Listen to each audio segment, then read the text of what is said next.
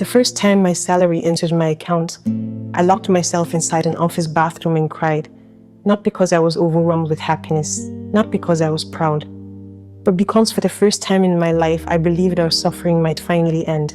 I was wrong. My name is Chamaka, and for years, every naira I earned belonged to everyone except me. I grew up in a family where money never stayed long enough to rest. My father owned a small provision shop in Onitsha. When I was younger, business was decent. We were not rich, but we survived. Then things began to change. Prices increased, customers bought less, debts piled up. Every year seemed harder than the one before. My mother started selling cooked food outside our compound to support the family. Many mornings I woke before dawn to help her prepare beans, rice, and stew before rushing to school. Sometimes I watched her pound crumpled notes late at night while trying to decide which bill could wait another week. Electricity meant school fees, food. There was never enough for everything. As the first child, I understood our situation earlier than my younger siblings. I learned not to ask for things. When other girls talked about new clothes, I stayed quiet. When classmates went on excursions, I remained behind. When birthdays came, I expected nothing. I told myself that one day I would finish school, get a good job, and change everything. That dream became the fuel that carried me through university. My parents sacrificed endlessly to keep me in school. My mother sold food in the rain. My father borrowed money he could not afford to repay. Whenever I felt tired, I remembered their sacrifice, and failure never felt like an option. The day I graduated, my parents looked happier than I had ever seen them. My father hugged me tightly.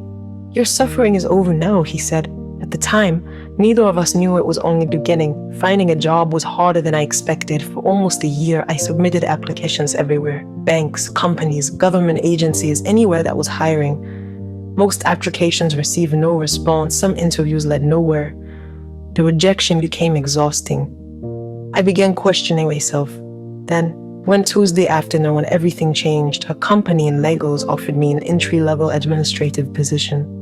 The salary was not extraordinary, but to me it felt like a miracle. My mother cried when I told her. My father thanked God repeatedly. Neighbors came to congratulate us. For the first time in years, hope entered our house. I moved to Lagos and started working. The first few weeks were exciting. I loved having an ID card. I loved sitting behind a desk. I loved receiving work emails. Most importantly, I loved knowing that at the end of the month, I would finally earn my own money. When payday arrived, I stared at the notification on my phone, my first salary. I felt proud, accomplished, relieved. Within 2 hours, almost all of it was gone. My father needed money to restock his shop. My brother's school fees were overdue. My mother needed money for food supplies. One of my sisters needed examination registration fees. After sending money to everyone, I was left with barely enough for transport and basic expenses. But I did not complain. I told myself this was temporary. I told myself things would improve. The following month was worse. The month after that was worse still. It felt like every paycheck arrived carrying a list of problems waiting to be solved. The calls became predictable. "Chamaka, are you paid yet?" Something urgent came up. "We only need a little help." "There is no one else." At first, hearing those words made me feel needed. Eventually, they made me feel trapped. The strangest part was that nobody was intentionally trying to hurt me. My family loved me. I knew that. They were simply struggling. And because I was earning a salary, I became the strongest branch on a tree full of people trying not to fall. But even strong branches can break. While my friends discussed savings plans, I was calculating which family emergency would arrive next. While colleagues talked about vacations, I worried about school fees. While others planned their futures, I was financing the present. I stopped buying things for myself. I delayed replacing damaged shoes. I postponed medical checkups. I ignored personal goals. Whenever I considered spending money on myself, guilt appeared immediately. How could I buy a new phone when my parents were struggling? How could I save money when my siblings needed help? How could I think about my future when their present was already difficult? The guilt controlled everything. Then came the month that changed me.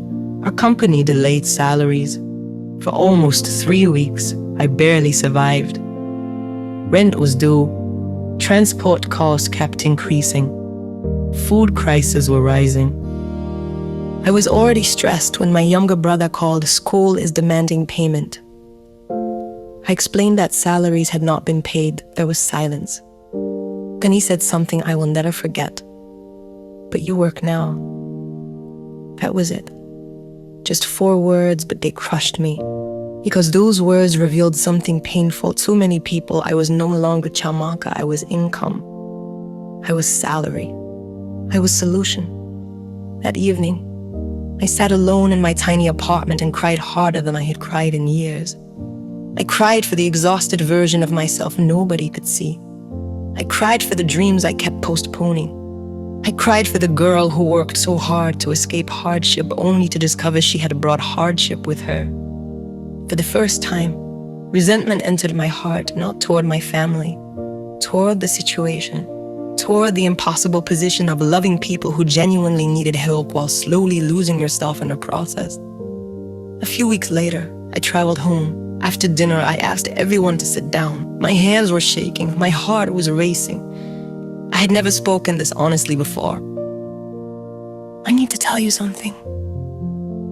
Everyone became quiet. I looked at my parents first, then my siblings. I am tired. The room remained silent. I continued. I love all of you. I will always help, but I cannot be the family's entire financial plan.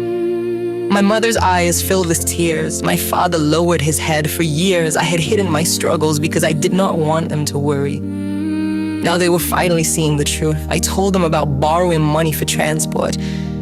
I told them about skipping meals. I told them about my fears. I told them about the savings account that never grew because emergencies always emptied it. When I finished speaking, nobody said anything for a long time. Then my father spoke quietly. A tired man whose pride had been wounded by circumstances he could not control. We did not know it had become this heavy. That sentence broke my heart because I realized something important. The people I loved were carrying their own pain too. My parents never wanted me to suffer. They were simply trying to survive, just like I was. Things did not change overnight. Life rarely works that way, but gradually we started making different decisions. My siblings began taking more responsibility. My father explored additional ways to support the business. My family stopped treating my salary like an endless resource. Most importantly, I learned something. I wish someone had taught me earlier. Love and sacrifice are not the same thing as self-destruction. Helping others is noble. Losing yourself completely is not. Today, I still support my family. I probably always will. That is what family means. But now I also save, I plan, I dream, I allow myself to exist outside other people's emergencies. Because I finally understand something that took years to learn. A daughter can carry her family through difficult seasons, but she was never meant to carry the entire weight of everyone's future alone. And sometimes the most loving thing you can do is remind the people you care about that the person holding everyone together is human too.